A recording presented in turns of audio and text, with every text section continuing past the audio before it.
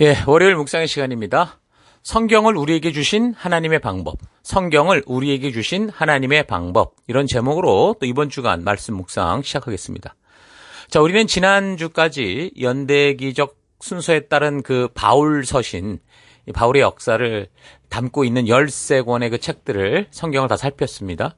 27번에 걸쳐서 이제 바울의 역사적 행적을 다 살폈는데, 다시 이제 역사적인 흐름을 따로 전체를 좀, 신약 전체를 좀 이렇게 다시 조명해 보면, 처음에 이제 예수님의 공생의 사역이 한 33년, 34년간 이어졌고, 그리고 이제 이후에 계속되는 사도행전의 초대교회 역사를 살피면서, 그러니까 AD 48년경부터 시작되는 그 사도 바울의 1차 전도 여정으로부터 이제 순교에 이르기까지의 그 기간이 한 20년 정도가 되는데, 그 이 역사를 살펴본 셈이 되는 겁니다. AD 67년경 결국 바울이 순교하게 되는데, 자, 이제부터는 이제 바울의 그 사역의 기간과 겹쳐지기도 하고 또 이어지기도 하는 그 역사의 순서에 따라서 관련된 그 일반 서신들, 보통 공동 서신이라고도 하는데, 이 부분을 살펴가겠습니다. 자, 일반 서신, 공동 서신이란 바울의 서신을 제외한 다른 서신들을 구분해서 부르는 말입니다. 그러니까 성경을 볼 때 어떤 것이 바울의 서신이고 또 일반 서신이 잘 구분하지 못하는 경우가 있는데, 좀 쉽게 구분하고 기억하기 좋게 이렇게 우리가 분별할 수 있는 방법은, 이 바울의 서신들은요, 대부분 수신자, 그러니까 대상, 그러니까 받는 사람을 뭐 이름이 됐든 교회가 됐든 그 대상을 이름으로, 그 대상의 이름으로 이렇게 그렇게 지어졌다고 보면 됩니다. 그러니까 디모데 전후서, 뭐 고린도 전후서, 갈라디아서, 빌레몬서, 자, 이런 것들이 다 편지를 받는 사람 또는 편지를 받는 교회, 그 지역의 이름들이죠. 자, 그리고 이제 일반 서신 같은 경우, 이제 야고보서, 뭐 베드로 전후서, 요한 1, 2, 3서, 유다서 같은 것들은 이런 거 이제 보내는 사람의 이름을 사용을 합니다. 자, 그리고 이제 일반 서신들의 특징은 수신자, 그러니까 편지를 받는 대상이요, 대부분 확실하지가 않아요. 또한 형식 면에서는 서신서라고 이렇게 분류를 하는데, 몇몇 서신서를 보면 서신의 형태가 아닌 것도 보입니다. 야고보서의 경우도 서신의 형식으로 마무리가 되질 않아요. 또한 요한 1서의 경우도 시작이나 끝이 다 서신 형식으로 되어 있질 않고 오히려 설교문에 가깝다고 볼 수 있습니다. 또한 시기적으로 우리가 살펴봤듯이 이제 교회를 향한 핍박이 막 발생하기 시작하면서 일반 서신들은 서신이 기록될 당시에 교회에 대한 박해가 아주 직접적인 원인이 되어서 쓰여진 편지들이다라고 할 수 있습니다. 이미 바울의 편지를 통해서 언급이 되듯이 교회들이 이제 외부적인 박해와 더불어 이제 내부적인 거짓 가르침 등을 통해서 새 언약의 성취로 이루어진 그 하나님의 교회가 굉장히 어려움과 혼란을 겪고 있는 그런 상황에서 이제 성도들을 위로하고 세우기 위해 편지를 쓰게 되는 거죠. 그래서 이제 일반 서신을 보통 이제 박해 서신이다, 이렇게도 부르기도 합니다. 자, 우리가 이제 살펴갈 일반 서신을 이해하기 위해서 기본적으로 이제 우리가 살피고 있는 그 1세기 당시의 역사적 상황을 우리가 잘 이해하고 있어야 됩니다. 그 당시 교회를 박해하던 세력들은 바울 서신에서도 우리가 충분히 발견하듯이 예루살렘을 중심으로 이제 대제사장이나, 그러니까 성전 중심의 세력들, 그러니까 성전 귀족 세력들과 더불어서 이제 바리새파들이, 그러니까 유대 율법주의자들이었죠. 이런 사람들이 이제 박해를 했다고 볼 수 있는데, 그래서 바울은 어디를 가든지 이런 유대인들로부터 죽음의 위협을 굉장히 많이 당했었죠. 왜 그러냐면 바울이 결국 주장하는 거는 지금 이 유대 교도들이 정통이다라고 말하면서 믿고 행하던, 지켜오는 그런 성전에서의 제사나 절기나 할례 등에 대해서 얼핏 보면 반대하는 것처럼 들렸기 때문입니다. 그러니까 반대라기보다 사실은 하나님의 온전한 의도와 그 뜻을 따라 행해야 된다고 하나님의 진정한 마음을 주장한 건데, 이걸 오해한 거죠. 그러니까 율법의 명령들이 뭡니까? 결국 예수님이 희생의 제물로 오셔서 결국 그 모든 걸 다 성취했기 때문에 그것을 바르게 깨닫게 된 이제 바울 같은 경우는 이 사실에 대해서는 적극적으로 이제 알렸던 거죠. 근데 이거는 이제 유대인들이 어떻게 보면 정체성을 흔들어 놓는 것이었기 때문에, 심지어 유대 기독교인들조차도 바울의 그런 정확한 복음의 의미를 전하는 것을 받아들이기 힘들어했던 것을 우리가 볼 수 있었습니다. 그래서 이제 교회를 박해했다라고 볼 수 있겠죠? 유대 율법주의자들이.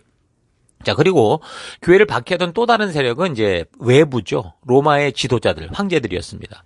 AD 49년 로마에서 그 재산을 몰수해버리고 유대인들을 다 쫓아낸 글라우디오 황제부터 시작해서 AD 64년에 로마의 그 대화재 사건을 계기로 그 유대인을 박해했던 그 네로 황제. 그러니까 교회 역사는 이제 로마의 기독교 10대 박해가 있는데 그 중에 첫 번째 그 박해자를 네로 황제로 말하고 있습니다. 자, 그런 네로가 AD 68년에 이제 자살해 죽은 후에 시간이 흘러가면서도 AD 85년이 되면 도미티아누스라는 사람이 황제가 되는데 이 사람도 황제 숭배권 때문에 교회를 심하게 박해를 합니다. 아마도 그 황제 숭배를 거부하는 그 모든 유일신교들이 아마 다 핍박을 받았을 거라고 봐요. 그러니까 더불어서 계속되는 기독교를 향한 이 심한 핍박은 네로로부터 시작돼서 말씀드렸던 것처럼 10명의 황제에 의해서 그 박해 기간을 쫙 더해보면 거의 100년 이상 지속이 됩니다. 그래서 AD 313년 콘스탄티누스 황제에 의해서 기독교가 이제 인정되고 용인되기 전까지 교회와 성도들은 그 믿음 자체를 가지고 이제 핍박과 시련을 받는 그 핍박과 죽음의 위협까지 몰리는 그 시련의 연속이었죠. 여러분들 주일에 나눠드린 그 파워포인트 자료를 잘 보면 아시겠지만 이 시대, 그러니까 AD 60년부터 AD 한 100년이 될 때까지 예루살렘을 중심으로 했던 유대 민족들은 이제 보면 이제 로마 그 당시 통치였던 로마 전 세계를 통치했던 로마로부터 통치권을 받았던 헤롯 왕가 이런 지배 민족으로부터 계속된 차별과 박해를 받게 되는데 AD 66년에 반란을 일으키게 되거든요. 너무 이제 박해가 심해서 그러다가 이제 AD 70년에 결국은 그 유대 민족 자체가 완전 유대 예루살렘 지역에서 완전히 붕괴될 정도로 아주 로마에게 아주 짓밟히는 그런 역사로 흘러가게 됩니다. 그리고 조금 더 역사를 살피면 AD 130년경 하드리아누스 황제 때 이 황제가 유대 지방을 시찰하고 나서 예루살렘 북쪽에 식민 도시를 건설을 해서 이제 로마 10군단을 상주시키고 또 하나는 이 유대인들에게 할례를 금지시켰습니다. 자, 그래서 이제 여기에 반발해서 AD 132년 제2차로 이제 반란이 일어났는데 3년여에 걸친 이제 반란이 진압이 되면서 거의 60만 명 정도가 죽었고요. 또 많은 유대인들이 이제 노예로 잡혀 팔리게 되는데 그 당시 노예 시장의 이 노예값이 폭락할 정도로 많은 수의 유대인들이 그렇게 잡혀서 세계 곳곳에 노예로 팔리게 됩니다. 그리고 이때까지 그 지역을 보통 이제 유대 지역이라고 그리고 거기를 예루살렘 지역이 유대 땅이라고 그렇게 불렀었는데 이 히드리아누스 황제가 아예 이제 이 유대 지명을 없애버렸어요. 유대라는 이름 대신 유대 지역에 같이 늘 이렇게 다투며 싸워왔던 블레셋 사람들이 살던 땅이었다 이래가지고 팔레스타인 그렇게 해서 이름이 바뀐 겁니다. 지금도 우린 그렇게 부르고 있는데 그게 이제 이때 이 하드리아누스 황제에 의해서 바뀌어진 그 이름입니다. 그래서 오늘 우리 시대까지 이 지역을 팔레스타인 지역이라고 부르게 된 거죠. 그러니까 팔레스타인이라는 것은 블레셋 사람들의 땅 이런 뜻이거든요. 그러니까 블레셋은 원래 해양 민족이었습니다. BC 13세기경 이집트에 정착하려고 했으나 실패하고 이 가나안 해안 지역으로 거주하게 되면서 이제 거기서 이제 터를 만들었던 민족이죠. 그러니까 하드리아누스 황제는 예루살렘이 항상 보니까 반 로마 항쟁의 진원지가 된다는 것을 알았고 그래서 모든 유대인들을 예루살렘에서 추방해 버려요. 그리고 이제 할례를 포함한 유대인들의 그 종교적 관습. 어떻게 보면 이들은 이게 거의 생명과 같은 그런 적을 건데 이걸 이제 금지시키는 법을 제정해서 그래서 유대인들의 종교적 자유를 아주 억압해 버렸죠.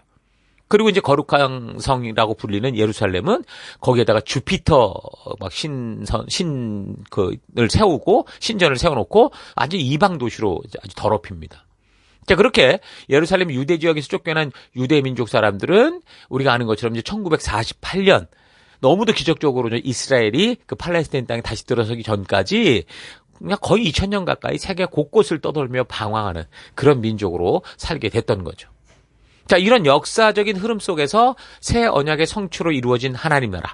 그러니까 교회와 성도는 같은 유대민족 율법주의자들로부터 계속 박해를 받았는데 이런 게 원인에 대해서 쓰여진 이 성경이 바로 야고보서와 히브리서라고 볼 수 있습니다. 그리고 이제 로마의 지도층에 의해 박해를 받았을 때 그런 것이 원인이 돼서 성도를 또 세우고 격려교에 쓰여진 게 베드로 전후서, 유다서라고 볼 수 있죠. 그리고 이제 AD 80년이 넘어가면서 도미티아누스 황제 그 숭배 강요 시기에 쓰여진 서신이 요한 1, 2, 3서이고 그리고 이제 AD 93년에서 96년경이 이 도미티아누스 황제에 의한 박해가 아주 극에 달하는 공포 정치 시기였는데 이때 이제 쓰여진 기록된 책이 바로 요한 계시록입니다. 자, 전체적인 그 1세기에 흘러가는 그런 이 흐름과 상황들을 여러분들이 좀 잘 파악을 하고 이해하면서 일반 서신들의 상황들을 우리가 잘 살펴나갈 수 있으면 좋겠습니다. 자, 그래서 먼저 이번 주간 우리가 살필 그 일반 서신의 성경은 히브리서입니다. 히브리서는요, 우리가 지금은 이제 신약 성경, 정경으로 우리가 당연히 받아들이고 있지만, 이 히브리서가 우리가 이렇게 당연하게 성경으로 알고 볼 수 있게 되기까지 그 처음 과정은 굉장히 우여곡절이 많았습니다. 그러니까 구약 39권의 경우는 거기에도 보면 저자가 누군지 모르는 그런 책들이 있는데, 정경으로서 인정받는 데 큰 문제가 없었거든요. 물론 에스더서나 아가서, 에스겔서 같은 책들이 좀 논란이 있었었는데 그 외에 뭐 모세 오경부터 시작해서 다 모든 것이 논란의 여지 없이 대부분 하나님이 주신 말씀이다라고 수용되고 있었어요. 그래서 이제 AD 90년경에 유대교 얌리아 회의에서 이제 39권 이게 이제 무난하게 정경으로 확정이 됐었죠. 근데 신약의 경우는 우리가 지금 살펴오고 있는 신약의 이 역사 1, 2세기를 비롯해서 교회 속에 계속된 그 거짓 가르침들이 막 생기기도 하는 혼란을 굉장히 심하게 겪어가면서 교회가 성장을 하고 있었는데 초대교회부터 다양한 그래서 이제 기독교 문헌들이 유통되고 곳곳에서 읽혔었어요. 근데 어떤 책들은 하나님의 말씀으로서 권위를 가지기에 좀 명확한 이 합의가 없는 그러니까 애매한 그런 것도 있었다라는 거죠. 그런 중에 마르키온주의라고 하는 또 영지주의 이런 것들이 다양한 이단들이 자신들의 교리를 지지하는 그런 문헌들을 만들어 사용하면서 이제 정통 기독교는 올바른 경전의 기준을 세울 필요성을 절감하게 됩니다. 그 시대 교회는 점차 지역별로 사용되는 성경 목록에 차이가 있다라는 것을 알게 됐고요. 그래서 통일된 목록을 통해서 교회의 일치성과 신앙의 순수성을 지켜야 되는 걸 알게 됐죠. 그래서 이미 그래서 AD 90년경 뭐 유대교 얌리아 회의에서 구약 정경이 확정된 그런 상황이었고, 그래서 이제 기독교 이 역시 자신들의 신앙의 고백의 기준이 될 만한 이 정경, 그러니까 신약 정경을 공식화해야 될 필요가 있었던 거죠. 자, 그래서 그 당시 오리게네스나 유세비우스 같은 초기 교부들이 이미 교회에서 널리 인정받던 책, 그러니까 어느 교회를 가도 이거는 뭐 어떤 말씀으로 인정하는 그런 책들과 또 일부 논란이 있던 책들을 분류를 해요. 그래서 정경 목록에 대한 논의를 이제 진행을 하게 됩니다. 자, 그러니까 정경의 확정은 어느 한 개인이 단독적으로 이렇게 만든 게 아니에요. 어느 한 회의에서 일방적으로 선포해버린 그런 게 아니고요. 오랜 시간 동안 이 교회가 각 문헌의 뭐 내용을 봐서 사도성, 보편성, 정통성, 그리고 교회가 어떻게 수용하나, 수용성 이런 거를 기준으로 검토하고 합의해가는 그 긴 과정을 통해서 이게 결국 확정이 되거든요. 그래서 그런 흐름 속에서 카르타고 교회 회의에서 이러한 지역 교회들의 합의 과정을 공식적으로 이제 비준하고 공식적으로 인정하는 그런 역할을 했던 겁니다. 그래서 이 회의에서 가장 중요한 결정은 구약과 신약 성경의 정경 목록을 공식적으로 이제 승인하게 되는 거였습니다. 그런데 이미 393년 히포 교회 회의에서 성경 목록에 대한 어떤 그 윤곽이 나왔었죠. 그런 결정이 있었고, 그리고 이제 AD 397년 카르타고 그 회의에서 이것을 이제 재확인하는 그런 식으로 해서 성경이 이제 정경이 확정됩니다. 그러니까 이 회의에서 얌리아 회의에서 확정된 그 구약 성경 39권도 이걸 온전한 성경으로 이제 구약으로 재확정, 기독교 안에서 그렇게 재확정하는 일이 있었고, 다만 이제 그 과정에서 로마 카톨릭 교회가 정경으로 인정하고 있는 일부 외경들이 있었는데 그것도 사실 함께 목록에 포함을 시켰었거든요. 이는 뭐 그 당시 대부분 70인역 성경을 널리 사용했었기 때문에 이 70인역 외에 또 외경들이 포함되어 있었던 겁니다. 자, 그래서 이제 이 부분에 대해서는 후대 종교개혁 시기에 개신교와 카톨릭 간의 이제 구약 정경, 신구약 정경 목록의 이제 차이가 이제 만들어지게 되죠. 그래서 이제 개신교는 성경 66권 외에 다른 것은 인정하지 않는 식으로 흘러갔고, 여전히 카톨릭은 자기들 그 성경 안에 여러 외경들을 포함해서 사용하고 있습니다. 어쨌든 이때 교회가 공식적으로 인정한 책들은 이제 정경이라고 하고 그 밖의 것들은 이제 외경이라 그렇게 이제 부르고 있는 겁니다. 그다음에 위경이라고 있는데 이건 완전히 정말 어떤 영지주의 사상의 어떤 거짓된 글들이다라고 볼 수밖에 없습니다. 그런 것들은 마치 예수님의 제자들이나 누가 쓴 것처럼 그런 이름을 도용하고 있지만 전혀 이 복음의 중심과는 상관없는 또 비꼬는 그런 식의 내용이기에 위경이라 이렇게 부르게 되죠. 자, 이렇게 이제 정경으로 확정되기 전까지 정경성을 놓고 이제 논란이 많았던 책들이 있다고 그랬는데 이제 그게 이제 7의서, 그러니까 7권의 책이다 그래서 안티 레고메나 이렇게 부르거든요. 근데 그 책들이 바로 어떤 거냐면 히브리서, 야고보서, 베드로 후서, 그리고 요한 2서, 3서, 그리고 이제 유다서, 요한 계시록이었습니다. 우리가 이번 주간 살피는 히브리서 같은 경우도 이 저자 문제 때문에 끝까지 논쟁과 논란이 많았어요. 그래서 이제 카르타고 제3차 회의에서 히브리서를 이제 정경으로 채택하기 전까지 동서방 교회 같은 경우 서로 다른 의견의 차이를 가지고 있었습니다. 동방 교회는 2세기 이후로 히브리서를 이제 바울의 저작으로 인정을 했고, 그래서 본서의 정경성도 인정하고 그렇게 성경처럼 사용을 했습니다. 근데 서방교회 같은 경우는 대표적인 교부였던 터툴리안이라는 사람이 이 히브리서를 사도적인 권위가 있는 책으로 인정은 했는데 본서의 저자가 바울이 아니라 바울의 동역자였던 바나바였을 거다라고 생각을 하고 이제 정경으로 받아들이지 않았었죠. 근데 이제 그렇게 시간이 흘러서 결국에는 제6차 카르타고 회의 AD 419년에 이 이제 정경으로 서방교회도 받아들이게 됩니다. 또 어떤 사람들은 이런 얘기를 듣다 보면 그럼 성경이라는 게 결국 사람들이 합의하고 결정한 게 아니냐 이렇게 생각할 수도 있고 말하기도 하는데, 그러나 이 정경의 형성은요 그렇게 이제 외부의 강제나 또 사람들의 어떤 합의와 의지에 의한 것만은 아니라는 겁니다. 그러니까 성경 본문 스스로가 가지고 있는 권위와 그 안에 담긴 진리성, 그리고 또 이 설득력 있는 그런 이 내용에 의해서 이루어졌다라는 거죠. 그래서 무엇보다 당시 교회 공동체에서 이들 성경은 오랜 신앙적 합의를 거쳐왔던 거예요. 곳곳에 있는 교회들 곳곳에서 이런 것들이 온전하게 사용되고 있고 바르게 이제 이게 어떤 일치성을 이루는 그런 과정을 거쳤고, 그리고 이미 그래서 이제 성경으로 사용하고 있었기 때문에 자연스럽게 이게 이제 정경으로 인정이 된 거죠. 구약의 39권도 마찬가지잖아요. 그 바벨론 포로 유수 기간 동안 특히 에스라를 중심으로 해서 그런 어떤 전체적인 목록들이 어느 정도 수집되고 모여지고, 그리고 이제 그게 그냥 비공식적으로 그냥 그렇게 인정돼 흘러가다가 이제 AD 90년에 얌리아 회의에서 결정적으로 이게 정경화된 거, 마찬가지 신약도 그렇게 볼 수 있어요. 그러니까 어느 날 갑자기 사람들이 모여서 어떤 자기들의 목적을 가지고 성경을 짜집기해서 만들어 놓은 게 아니라는 겁니다.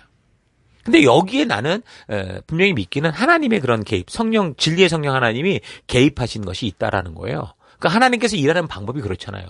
마치 요술이나 마술 방망이처럼 무슨 순식간에 재주를 부려서 이렇게 만들어내는 게 아니고, 하나님이 창조하신 그 시간들, 그리고 그 안에 있는 사람들과 그 사람들이 그 자유의지를 가지고 살아가는 그 관계들 속에서 벌어지는 모든 것을 통해서 하나님이 일하시기 때문에, 그래서 이 신약 성경도 정경화되는 이 과정이 길어졌던 거, 그런 오랜 시간을 통해서 하나님께서는 이 사람들 스스로, 그것도 한 사람이 아니에요, 그 시대의 수많은 사람들을 통해 시대마다 흘러갔던 보통 100년이 흘러가면 완전히 딴 세계 같을 텐데, 그게 1세기에 신약이 적혀졌다고 하면 거의 300년 가까이 이 시간이 흘러가면서 이 안에 하나님의 뜻이 분명히 담겼다라는 것을 각 시대 수많은 사람들의 이 확증과 검증과 이런 걸 통해서 분별할 수 있게 하셔서, 그래서 결국에는 우리가 보는 이 성경이 성경으로 확정이 된 거죠. 그래서 우리는 이 성경이 지금 우리에게 이렇게 오기까지 이 역사 속에 하나님께서 직접 계시하시고 인도하시고 주도하셔서 우리에게 정말 하나님의 그 마음, 하나님의 진정한 뜻을 전하기 위한 하나님의 편지로서 우리에게 주신 거다라는 걸 믿는 거예요. 바로 이런 과정조차, 이게 정경화되고 성경이라고 이거 확실히 공포되기까지 이 과정도 하나님이 개입하셨다라는 걸 믿는 거, 그게 지금 우리 그리스도인들이 가지고 있는 믿음인 거고 성경을 향한 그리스도의 바른 마음이다라는 거 잊지 마십시오. 자, 그래서 히브리서는 정경이 되었지만, 그러나 이제 여전히 저자에 대한 논란이 아주 많았어요. 그러니까 처음 히브리서를 정경화시킬 때는 내용으로 볼 때 정경성에 문제가 없었고, 또 사도 바울이 주장했던 그런 사상과 거의 똑같았다고 보기 때문에 바울이 저자일 거다라고 인정하면서 정경화를 했는데, 사실 여러모로 연구를 해봐도 이게 누가 지금 저자인지 확실히 알 수 없었기 때문에 시간이 흘러가다 나중에는 히브리서의 저자는 누구인지 알 수 없다, 이렇게 인정을 하죠. 그래서 일반적으로 히브리서의 저자는 하나님만이 아신다, 이런 식으로 보통 마무리를 해요. 그러나 우리는 하나님의 분명한 역사가 개입이 돼서 비록 저자가 누구인지 단정할 수는 없어도 우리에게 결국 하나님의 마음을 담은, 하나님이 우리에게 말씀하시고자 하는 그 뜻이 담겨서 우리에게 성경으로 왔다라는 걸 분명히 믿는 겁니다. 그래서 무리하게 저자가 누구라고 막 그렇게 주장할 필요는 없지만, 히브리서 내용과 역사적인 역사적으로 성경을 살펴오는 이 시대의 흐름을 따라 최대한 저자가 누구인지에 대해서 우리가 적어도 한 번은 이렇게 흘러가는 이 상황을 통해 연구해보고 생각해볼 필요가 있겠죠. 편지를 적을 때 사실 그 안의 내용에 누가, 누구에게, 언제, 왜 적었는지 이게 분명하면 사실 그 편지를 이해해가는 게 어렵지 않은 건데, 이 편지를 누가, 왜, 언제, 누구에게 적었는지 그게 이제 내용 속에 나오지 않으면 이제 해석이 어렵죠. 그러니까 이 히브리서의 경우 그런 정보가 없어서 이해하기 어려워요.